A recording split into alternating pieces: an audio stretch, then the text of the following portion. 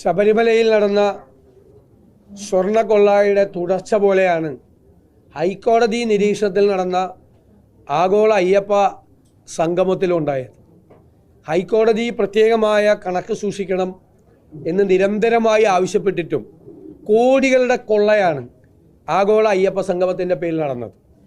ഇപ്പോൾ ഗവൺമെൻറ് അതിൽ നിന്ന് കൈയൊഴിയാൻ വേണ്ടിയിട്ട് ശ്രമിക്കുകയാണ്. കൈ കഴുകി രക്ഷപ്പെടാൻ വേണ്ടിയിട്ടാണ് ദേവസ്വം മന്ത്രി ശ്രമിക്കുന്നത്.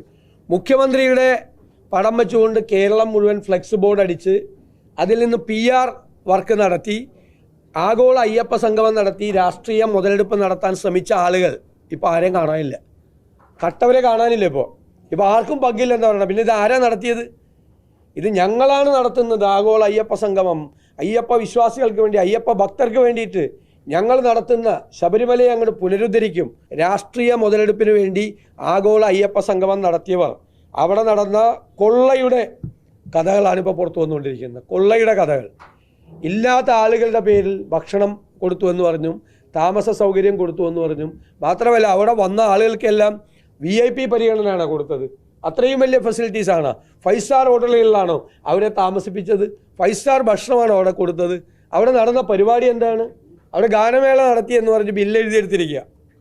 എന്നിട്ട് അവസാനം ഗാനമേളക്കാർ പറഞ്ഞു ഞങ്ങൾ നടത്തിയിട്ടില്ല. ഇതിൻ്റെ പേരിലൊക്കെ തട്ടിപ്പാണ് നടത്തിയിരിക്കുന്നത്. ദേവസ്വം ബോർഡ് ഗവൺമെൻറ്റിന് പങ്കുണ്ട്. കാരണം സർക്കാരിൻ്റെ പിന്തുണയോടുകൂടിയാണ് ദേവസ്വം ബോർഡ് അത് നടത്തിയത്. ഈ സർക്കാർ നടത്തിയ പൊളിറ്റിക്കൽ അപ്പോയിൻമെൻ്റാണ് ദേവസ്വം ബോർഡ് പ്രസിഡൻറ്റും അന്നത്തെ അംഗങ്ങളും എന്ന് പറയുന്നത്. ഇവരെല്ലാവരും കൂടി ചേർന്ന് നടത്തിയതാണ്. പല സ്ഥലത്തും ആൾ കുറവായിരുന്നിട്ട് സഹകരണ വകുപ്പിലെ ജീവനക്കാരെയാണ് ദേവസ്വം മന്ത്രി, അദ്ദേഹം സഹകരണ വകുപ്പിൻ്റെ ചുമതല കൂടിയുണ്ട്. സഹകരണ വകുപ്പിലെ ജീവനക്കാരെ കൂടിയാണ് അവിടെ ഈ കാണികളായിട്ട് കൊണ്ടുപോയി ഇരുത്തിയത്. ആളുകൾ വരാതിരുന്നിട്ട്, പലരും സഹകരിക്കാതിരുന്നിട്ട്. അപ്പം അതിൻ്റെ പേരിലും ഇത്രയും വലിയ തട്ടിപ്പ് നടത്തി. കിടക്കയുടെ പേരിൽ വരെ തട്ടിപ്പ് നടത്തി.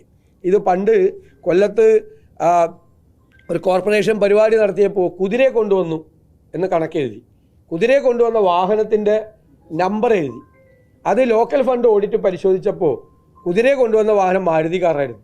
മാരുതി കാറിൽ കുതിരയെ കൊണ്ടുവരാൻ പറ്റുമോ? അത്രയും ബിരുദന്മാരാണ് ഇവർ. മാരുതി കാറിൽ കുതിരയെ കൊണ്ടുവന്നെന്ന് പറഞ്ഞ് കണക്കെഴുതി വാഹനത്തിൻ്റെ കാശെഴുതി മേടിച്ച ആളുകളെ പോലെയാണ് ഇവരിപ്പോൾ ഇവിടെ ചെയ്തിരിക്കുന്നത്. എല്ലാം പരസ്പര വിരുദ്ധമായിട്ടുള്ള കണക്കുകളാണ്. നിങ്ങൾ ഹൈക്കോടതിയിൽ അവതരിപ്പിച്ച കണക്കിലാണ് ഈ തട്ടിപ്പ് മുഴുവൻ. അയ്യപ്പൻ്റെ ചിത്രത്തേക്കാൾ 3 ഇരട്ടി വലിയ ചിത്രമാണ് അങ്ങയുടെ ചിത്രം ഫ്ലെക്സിൽ മുഴുവൻ കേരളത്തിൽ വെച്ചിരുന്നത്. അയ്യപ്പനെ കാണാനുണ്ടായിരുന്നില്ല ആഗോള അയ്യപ്പ സംഗമത്തിൻ്റെ ഹോർഡിങ്സിൽ. ശരിക്കും അത്രയും വലിയ ചിത്രമാണ് മുഖ്യമന്ത്രിയുടെ വച്ചിരുന്നത്.